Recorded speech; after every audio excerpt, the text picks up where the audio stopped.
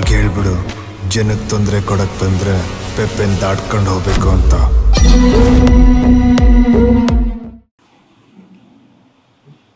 ಈಗ ಸುಮ್ಮನೆ ಮಾತಾಡೋದು ಸಿನಿಮಾ ಮಾತಾಡೋದು ಅಷ್ಟೊಂದು ಓವರ್ ಕೇಳ್ತೀನಿ ಬರುತ್ತೆ ಅಥವಾ ಸುಮ್ಮನೆ ಒಂದು ಕ್ವಶನ್ ನಮ್ಮ ಅದ್ರ ಅದನ್ನ ಕೇಳ್ತೀನಿ.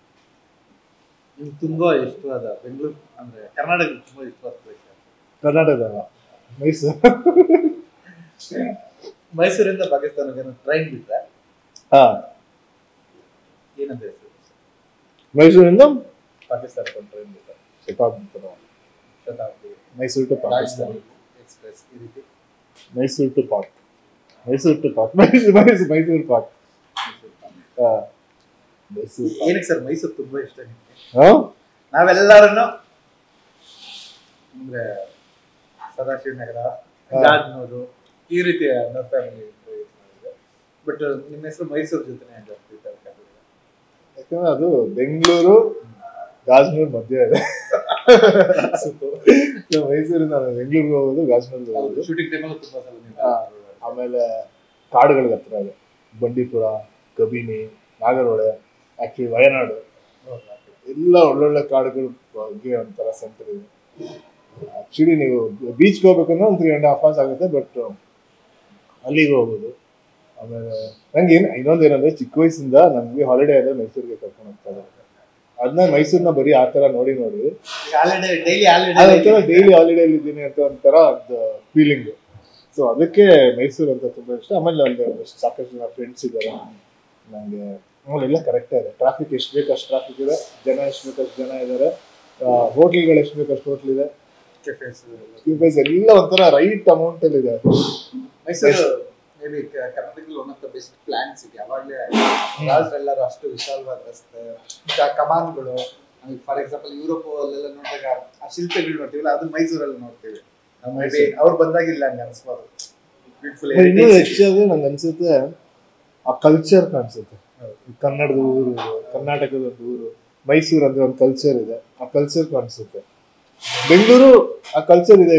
ಈಗ ಮಲ್ಲೇಶ್ವರಂ, ಜಯನಗರ ಅಲ್ಲೆಲ್ಲ ಇನ್ನೂ ನೋಡ್ಬೋದು. ಬಟ್ ಓವರ್ ಆಲ್ ಎಷ್ಟೊಂದು ಅರ್ಬನೈಸೇಷನ್ ಆಗಿ ಎಲ್ಲ ಸಿಟಿಗಳು ಒಂದೇ ತರ ಆಗ್ಬಿಡ್ತಿದೆ. ಆ ಡಿಫ್ರೆನ್ಸೇ ಕಾಣಿಸ್ತಾ ಇಲ್ಲ. ಮೈಸೂರಲ್ಲಿ ಇನ್ನೂ ಅದು ಉಳ್ಕೊಂಡಿದೆ. ಬಟ್ ಹೆಂಗಿದ್ರು ಬೆಂಗಳೂರು ಅಂದ್ರೆ ಆಮೇಲೆ ಈಗ ಮೈಸೂರು ಬೆಂಗಳೂರಿಗೆ ನೀವು ವೈಟ್ ಫೀಲ್ಡ್ ಇಂದ ಯಾರಾದ್ರೂ ಗಾಂಧಿನಗರದಲ್ಲಿ ಪ್ರೆಸ್ ಮೀಟ್ಗೆ ವೈಟ್ ಫೀಲ್ಡ್ ಇಂದ ಬಂದ್ರು, ನೀವು ಮೈಸೂರಿಂದ ಬಂದ್ರು, ಸೇಮ್ ಟೈಮಿಂಗ್ ಅದೇ ಬೆಳಗ್ಗೆ ಟಿಫನ್ ಮಾಡ್ಕೊಂಡು ಬೆಂಗಳೂರಲ್ಲಿ ಮಧ್ಯಾಹ್ನ ಮೈಸೂರಲ್ಲಿ ಊಟ ಮಾಡೋದು ಆರಾಮದು. ಚೆನ್ನಾಗಿದೆ ಜ್ಯೂಸ್. ನಿಮಗೆ ಫಿಲಮ್ಸ್ ಎಷ್ಟು ಇಷ್ಟನೋ ಅಷ್ಟೇ ಇಷ್ಟ ಕಾಡು, ಪ್ರಾಣಿ, ಪಕ್ಷಿ.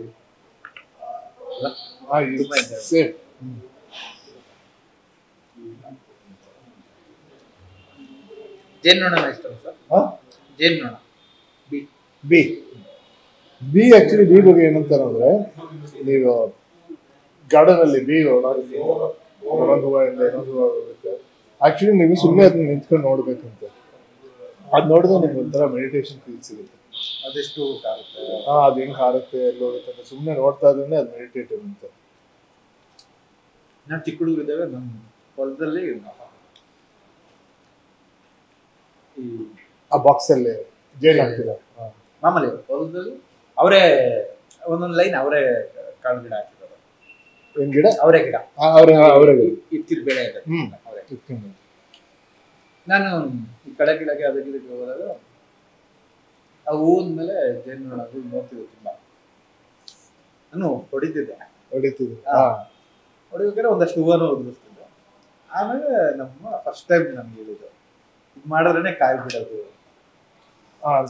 ಪಾಲಿನೇಷನ್, ಪರಾಗಸ್ಪರ್ಶ ಅಂತ ಇದೆ. ಸೊ ಅದಾದ್ಮೇಲಿಂದ ಜೇನುನೊಣ ಕಂಡ್ರೆ ಒಂದು ಲವ್. ಅಂದ್ರೆ ಎಷ್ಟು ಹೆಲ್ಪ್ ಮಾಡುತ್ತಲ್ಲ, ವಿತೌಟ್ ಇಲ್ದಿದ್ರೆ ಪ್ರತಿಯೊಂದು ಈ ಟೊಮೊಟೊ ಇದಾಗಬೇಕು ಅಂದ್ರೆ ಪಾಲಿನೇಷನ್ ಪ್ರತಿಯೊಂದಕ್ಕೂ ಆಗ್ಬೇಕು. ಇಷ್ಟು ನ್ಯಾಚುರಲ್ ಕೆಲಸನ ನೇಚರಲ್ಲಿ ಮಾಡ್ಕೊಡ್ತಾರೆ. ರೈತರ ದೊಡ್ಡ ಹೆಲ್ಪ್ ಅದು. ಇಲ್ದಿದ್ರೆ ವೆನಿಲಾನೋ ಏನೋ ಕೈಯಿಂದ ಮಾಡ್ಬೇಕು ಪಾಲಿನೇಷನ್. ಇಷ್ಟು ಮ್ಯಾನ್ ಪವರ್ ಕೇಳೋದು ಅಂತ ಟೈಮಲ್ಲಿ. ಅದಕ್ಕೊಂದು ಟೈಮಲ್ಲಿ ಬೆಲೆ ಬಂದಿತ್ತು. ಸೊ ಮಲೆನಾಡು ಇಲ್ಲೆಲ್ಲ ತುಂಬಾ ಬೆಳೆಯೋರು, ಪ್ರತಿಯೊಬ್ಬರು ಹೋಗಿ ಅವರು ಸ್ವಲ್ಪ ತುಂಬಾ ಆಗ್ತಾ ಇತ್ತು. ಸೊ ಆ ರೀತಿ ರೈತರಿಗೊಂದು ದೊಡ್ಡ ಇದಂದ್ರೆ ಬಿ. ಬಿ ದೇವ್ರೇ ಕರೆಕ್ಟ್. ಅಮೆರಿಕದಲ್ಲಿ ಏನಾದ್ರು ಬಿ, ಅಮೆರಿಕದಲ್ಲಿ ಬಿ ಇರಲ್ಲ. ಇಂಡಿಯನ್ಸ್ ಏನಂತ ಕರೀಬೋದು ಸರ್? ಅಮೆರಿಕದಲ್ಲಿ ಬಿ ಅಂದ್ರೆ ಅಮೆರಿಕ ದೇಶದ ಜೇನುನೊಣನ ಇಂಡಿಯನ್ಸ್ ಏನಂತ ಕರೀಬೋದು? ಅಮೆರಿಕ ದೇಶದ ಜೇನುನೊಣನ ಇಂಡಿಯನ್ಸ್ ಹೆಂಡ್ತಿನ ಹನಿ ಅಂದ್ರೆ ಹೆಂಡ್ತಿ ಅಂತ ಆಗುತ್ತೆ. ಬಿ ಅಂದ್ರೆ ಹೆಂಡ್ತಿ ಆಗೋದು. USB. ಕರೆಕ್ಟ್. USB.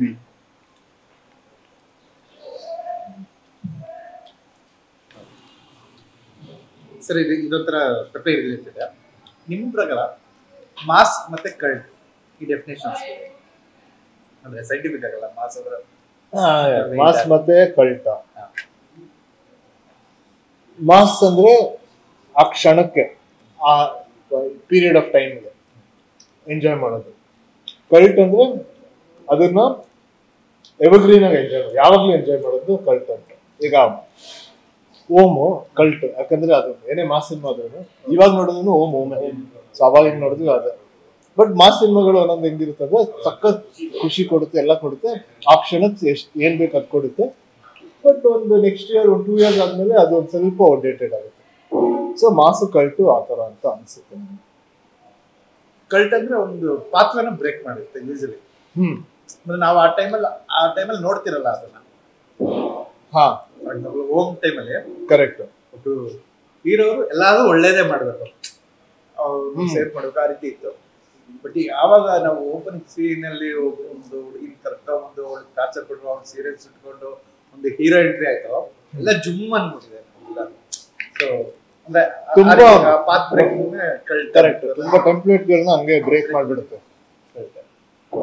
ಹೊಸ ನಾನ್ ನೋಡ್ದಂಗೆ ಇವೆರಡೂ ಅಡಕವಾಗಿದೆ ಪೆಪೆಲ್. ಕೆಲವು ಸೀನ್ಗಳು ಹೇಳೋ ಸ್ಟೈಲ್ ಇರ್ಬೋದು, ಕಲ್ಟ್ ಇದೆ.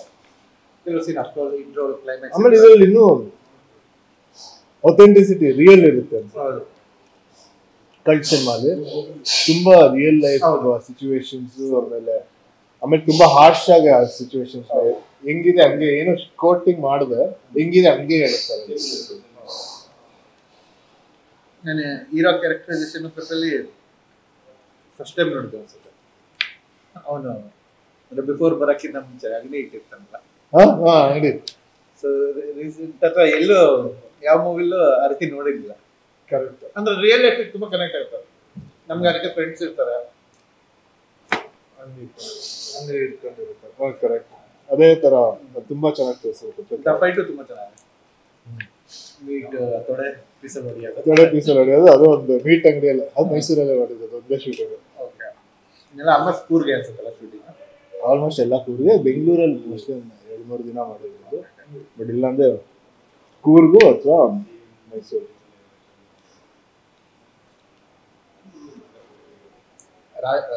ರಾಜಸ್ಥಾನಲ್ಲಿ ಒಬ್ರು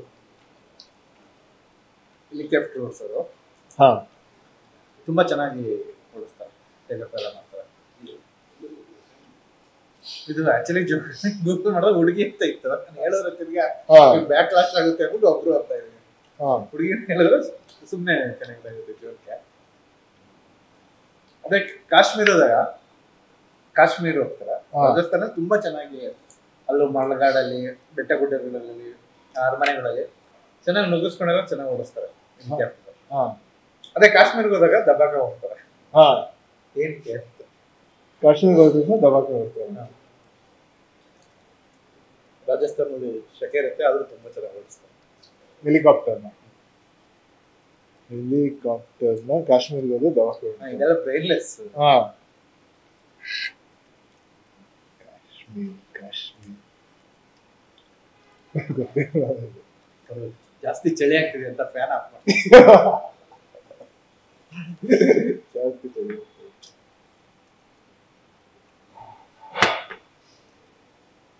ಇದು ಸ್ಟಾರ್ಟಿಂಗ್ ಊಟ ವೇಸ್ಟ್ ಮಾಡ್ಬೇಡಿ. ಫ್ರೆಂಡ್ಸ್ ಎಲ್ಲ ಇದೀವಲ್ಲ, ಎಲ್ಲ ಹಂಚ್ಕೊಳ್ತಿರ್ತೀವಿ.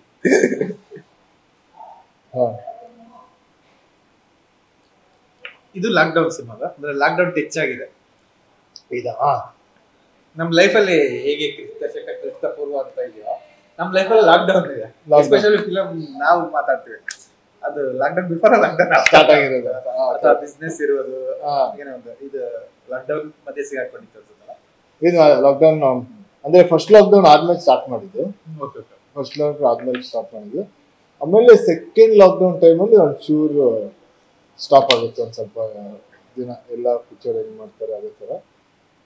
ಆಮೇಲೆ ಇದು ಇನ್ನೊಂದೇನಂದ್ರೆ ರೈನಿ ಸೀಸನ್ ಅಲ್ಲಿ ಒಂಚೂರು ಬೇಕಾಗ್ತದೆ. ಸೊ ಅದಕ್ಕೆ ಒಂದಷ್ಟು ವರ್ಷ ವೇಟ್ ಮಾಡ್ಬೇಕಾಗಿತ್ತು. ವರ್ಷ ಅಂದ್ರೆ ಎಷ್ಟೊಂದು ತಿಂಗಳು ಸೀಸನ್ ಹೋದ ತಕ್ಷಣ ನದಿ ಓಪನ್ ಆಗ್ಬೇಕು, ನದಿ ಬರ್ಬೇಕು, ಆಮೇಲೆ ಆ ಗ್ರೀನರಿ ಲಶ್ ಗ್ರೀನ್ ಕಾಣಿಸ್ಬೇಕು. ಸೊ ಅದಕ್ಕೆ ಒಂದಷ್ಟು ನೀವು ಚಿಕ್ಕಪ್ಪ ಮಾತಾಡ್ಬೇಕಾದ್ರೆ ಅದೊಂದು ಬ್ಯಾಕ್ ಡ್ರಾಪ್ ಇದೆಯಲ್ಲ ತುಂಬಾ ಇಷ್ಟ ಆಗುತ್ತೆ. Extreme white shorts, full green, ambient music ಕೂಡ ಸಖತ್ತಾಗಿದೆ. ಲಾಕ್ಡೌನ್ ಅಲ್ಲಿ ನೀವು ಬೆಸ್ಟ್ ಏನ್ ಮಾಡ್ತೀವಿ ಅಂದ್ರೆ ಟೈಮ್ ಪಾಸ್ ಇರ್ಬೋದು ಅಥವಾ ಕಲ್ತಿದ್ದಿರ್ಬೋದು ಅಥವಾ ಎಕ್ಸ್ಪ್ಲೋರ್ ಇರ್ಬೋದು. ಯಾಕಂದ್ರೆ ಲಾಕ್ಡೌನ್ ಎಲ್ಲಾರ ಲೈಫಲ್ಲೂ ಕೆಲವ್ರಿಗೆ ಅಫ್ಕೋರ್ಸ್ ಪಾಪ ನೆಗೆಟಿವಿಟಿ ಇರ್ತಾರೆ. ಇನ್ನೊಂದಷ್ಟು ಜನಕ್ಕೆ ಅಂದ್ರೆ ಆ ಟೈಮ್ ಬೇಕಿತ್ತು ಅವ್ರ ಲೈಫಲ್ಲಿ, ಆ ಸ್ಪೇಸ್ ಬೇಕಿತ್ತು, ಅವ್ರನ್ನ ಎಕ್ಸ್ಪ್ಲೋರ್ ಮಾಡ್ತಾರೆ. ನಂಗೆ ಲಾಕ್ಡೌನ್ ಅಂದ್ರೆ ಆಕ್ಚುಲಿ ಒಂದೇ ಇರೋದು ಕರೆಕ್ಟ್. ತುಂಬಾ ಜನಕ್ಕೆ ಇದಾಗಿದೆ. ನನ್ಗೇನಂದ್ರೆ ನಂಗೆ ಚಿಕ್ಕಮ್ಮನ ಜೊತೆ ತುಂಬಾ ಟೈಮ್ ಸ್ಪೆಂಡ್ ಮಾಡಿದೆ ಆ ಟೈಮಲ್ಲಿ. ಸೊ ಅದೊಂದು ತುಂಬಾ ತುಂಬಾ ಖುಷಿ ಆಗುತ್ತೆ. ಇನ್ನೊಂದು ಜಾಸ್ತಿ ಮಾಡಿಲ್ಲ, ಫ್ಯಾಮಿಲಿ ಚಿಕ್ಕವ್ರ ಜೊತೆ ಇನ್ನಷ್ಟು ಟೈಮ್ ಸ್ಪೆಂಡ್ ಮಾಡಿದೆ. ಒಂದಷ್ಟು ಪೇಷನ್ಸ್ ಮೊದಲೇ ಇತ್ತು, ಬಟ್ ಇನ್ನೊಂದಷ್ಟು ಪೇಷನ್ಸ್ ಕಲ್ತ್ಕೊಬೋದು. ಆಮೇಲೆ ಕಂಟೆಂಟ್ ಆಗ್ಬೋದು ಅನ್ಸುತ್ತೆ. ಆ ಲಾಕ್ಡೌನ್ ಆದ್ಮೇಲೆ ಎಲ್ಲರೂ ನನಗಂತೂ ಮೋರ್ ಕಂಟೆಂಟ್ ಫೀಲ್ ಬಂತು. ಆಮೇಲೆ ಪ್ರೆಸೆಂಟ್ ಅಲ್ಲಿ ಇರಬೇಕು ಅನ್ನೋದು ಜಾಸ್ತಿ ಅನ್ನೋದು. ಇನ್ನೊಂದು ಮೋಸ್ಟ್ ಇರಿಟೇಷನ್ ಕ್ವಶನ್ ಕೇಳ್ತೀನಿ, ಜೊತೆಗಾತಿ ಬಗ್ಗೆ ಹೇಗೆ ಎಕ್ಸ್ಪ್ಲೈನ್ ಮಾಡ್ತೀವಿ ಸರ್? ಅಂದ್ರೆ ಗೆಳತಿ, ಪ್ರೇಯಸಿ, ಹೆಂಡತಿ ಈ ರೀತಿ ಏನಾದ್ರು ಜೊತೆಗಾತಿ ಅಂದ್ರೆ ಲೈಫ್ ಪಾರ್ಟ್ನರ್ ಹೇಗಿರ್ಬೇಕು, ಹೇಗೆ ಅಂತ. ಲೈಫ್ ಪಾರ್ಟ್ನರ್ ಹೇಗಿರ್ಬೇಕು ಅಂತ, ಹೇಗಿದ್ದಾರೆ, ಹೇಗಿರ್ಬೇಕು, ಯಾವ ಅಂದ್ರೆ ಇದು ಏನದು, ನಮ್ಮನ್ನ ಫುಲ್ ಆಗಿ ಎಕ್ಸೆಪ್ಟ್ ಮಾಡ್ಬೇಕು, ಅವರನ್ನ ನಾವು ಫುಲ್ ಎಕ್ಸೆಪ್ಟ್ ಮಾಡ್ಬೇಕು. ಅಲ್ಲಿ ಇಲ್ಲಿ ಒಂದಷ್ಟು ಕ್ಲಾಶ್ಗಳಾಗುತ್ತೆ, ಒಂದಷ್ಟು ಬೇಸರ ಆಗುತ್ತೆ. ಆಮೇಲೆ ಅದು ನಾರ್ಮಲ್, ಅದನ್ನ ದೊಡ್ಡದಾಗಿ ಇದು ಮಾಡ್ಕೊಬೇಕು. ಅದು ಹಾಗೆ ಆಗುತ್ತೆ. ಆ ಟೈಮಲ್ಲಿ ಅದು ಪಾಸು ಆಗುತ್ತೆ. ಅದಾಗದಿದ್ರೆ ಫೇಕ್ ಆಗುತ್ತೆ. ಅದಾಗದಿದ್ರೆ ಎಲ್ಲ ಕರೆಕ್ಟ್ ಆಗಿದ್ರೆ ಏನೋ ಪ್ರಾಬ್ಲಮ್ ಅಂತ ಅನ್ಸುತ್ತೆ. ಬಟ್ ಅಕ್ಸೆಪ್ಟೆನ್ಸ್ ಇರಬೇಕು, ಕಂಪ್ಲೀಟ್ ಅಕ್ಸೆಪ್ಟೆನ್ಸ್. ಆಮೇಲೆ ಫ್ರೀಡಮ್, ಇಬ್ರಿಗೂ ಆ ಫ್ರೀಡಮ್ ಇರಬೇಕು. ಎಲ್ಲಿಗೂ ರೆಸ್ಟ್ರಿಕ್ಷನ್ಸ್ ಮಾಡಬಾರ್ದು. ನಿಮ್ ಲೈಫ್ ಹಿಂಗೆ ಲೀಡ್ ಮಾಡ್ಬೇಕಂತ ಒಬ್ರಿಗೆ ಆಕ್ಚುಲಿ ಬೇರೆ ಯಾರಿಗೂ ಹೇಳೋದು, ಪಾರ್ಟ್ನರ್ಗೆ ಬಿಡಿದ್ವಿ, ಯಾರಿಗೂ ನಾವು ಹೇಳೋ ಹಕ್ಕೇ ಇಲ್ಲ. ನೀವ್ ಹಿಂಗಿರ್ಬೇಕು, ಹಂಗಿರ್ಬೇಕು, ನೀನ್ ಹಿಂಗಿದ್ಯಾ, ನಂಗೆ ಅದಿಷ್ಟ, ನಿನ್ ಜೊತೆ ಇರ್ತೀನಿ ಅಂತ ಹೇಳ್ಬೇಕು. ನೆಕ್ಸ್ಟ್ ಬೇರೆ ಡಿಸ್ಟ್ರಿಕ್ಟ್ ಏನಾದ್ರು ವಿಸಿಟ್ ಪ್ಲಾನ್ ಮಾಡ್ಕೊಂಡಿದ್ದೀರಾ? ಅದೇ ನೆಕ್ಸ್ಟು ಹೊಸಪೇಟೆಗೆ ಹೋಗೋಣ ಅಂತ ಅನ್ಕೊಂಡಿದ್ವಿ. ಆಮೇಲೆ ದಾವಣಗೆರೆ, ಚಿತ್ರದುರ್ಗ, ಮೈಸೂರಿಗೆ ಆಗ್ಲೇ ಹೋಗ್ಬಂದ್ವಿ. ಸೊ ಇದು 3 ಅನ್ಕೊಂಡಿದ್ವಿ. ಕರೆಕ್ಟ್. ಆ ಏರಿಯಾಗಳು ನಾವು ಇದ್ರಲ್ಲಿ ಬಿಟ್ಟಿದ್ದ ಒಂದು ಸಲ ಕರೆಕ್ಟ್. ಹೊಸಪೇಟೆ ಹೋಗಿರ್ಲಿಲ್ಲ. ಸೊ ಅಲ್ಲೆಲ್ಲ ಈಗ ಹೋಗಿ ತುಂಬಾ ಚೆನ್ನಾಗಿತ್ತು. ಈ ಕ್ಯಾಮ್ರಾ ಆಫ್ ಮಾಡ್ಕೊಂಡು ನಾವು ರಿಯಲ್ ಊಟ ಮಾಡ್ತೀವಿ. ಮಾಡಿದ್ರೆ ರಿಯಲ್, ಬಟ್ ಇನ್ನೊಂದು ಸೀರಿಯಸ್ ಆಗಿ ಮಾಡ್ತೀವಿ ಕ್ಯಾಮ್ರಾನ. ಓಕೆ, ತುಂಬಾ ಚೆನ್ನಾಗಿತ್ತು. ಎಡಿಟ್ ಆದ್ಮೇಲೆ ಇದು ಹೇಗಿರುತ್ತೆ ನನಗೆ ಗೊತ್ತಿಲ್ಲ. ನಾನು ಸುಮ್ಮನೆ ಒಂದಷ್ಟು ಅನ್ಕೊಂಡಿದ್ದೆ, ಕೇಳಿದ್ದೀನಿ. ನಾನು ಪ್ರಾಪರ್ ಆಗಿ ಊಟ ಮಾಡಿಲ್ಲ ಆಕ್ಚುಲಿ. ಕ್ಯಾಮ್ರಾ ಆಫ್ ಆದ್ರೆ ನಾನು ಇವೆಲ್ಲ ಫಿನಿಶ್ ಮಾಡ್ತೀನಿ. So please cinema. ಆಮೇಲೆ ನೀವು ನೆಕ್ಸ್ಟ್ ನನ್ನ ಸಿನಿಮಾ ಸರ್ ಆಕ್ಚುಲಿ ಮಾತುಕತೆ ಶೂ ಸರ್ ನಾವು ಟಚ್ ಅಲ್ಲಿ ಇದ್ದೀವಿ. ಬಟ್ ಪೆಪೆ ರಿಸಲ್ಟ್ ನಾನು ನೋಡ್ತಾ ಇದ್ದೀನಿ. ಅಂದ್ರೆ ಅವಾಗ ನನಗೆ ಅಂದ್ರೆ ಯಾವ ಸಬ್ಜೆಕ್ಟ್ ಚೂಸ್ ಮಾಡ್ಲಿ ಅಂತ 2-3 ಇದೆ ಅಂತ ಇರೋದು. ಅಫ್ಕೋರ್ಸ್ ನನ್ನ ರಾಮ್-ಕಾಮ್ ನನ್ನ ಫೇವ್ರೇಟ್. ಬಟ್ ಪೆಪೆ ತುಂಬಾ ಚೆನ್ನಾಗಿ ಆಗುತ್ತೆ. ಆದ್ರೆ ನಾನು ಒಂಚೂರು ಆ ಸರ್ಕಲ್ ಟಚ್ ಮಾಡೋದು ಅಂತ ನೋಡ್ತಾ ಇದ್ದೀನಿ. ಏನಾದ್ರು ಒಟ್ಟಿಗೆ ಮಾಡಬೇಕು.